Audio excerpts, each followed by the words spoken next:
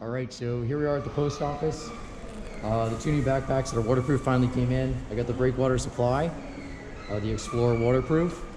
You can tell the zippers are dry suit material, very similar to the Patagonia. And we've got this other version here, which is, looks like iDry Bag, waterproof outdoor sports. We're gonna give these a try. Of course, I'm in an outdoor living situation, in transit and going to college at the same time, so keeping your stuff dry, especially electronics and things like this, is very important. I've been through a variety of backpacks doing so. The other one I have over here is the Dakine. We're gonna trade in the Dakine for this Breakwater Supply for the laptop and things of that nature, any of the electronics.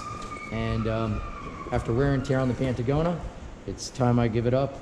I've glued it back together on a number of ways. It's worked for such a long period of time, but it's now leaking. So here we go, new stuff. Let's see if it stays waterproof for some period of time while we're going through the situation that we're going through so we can get an education.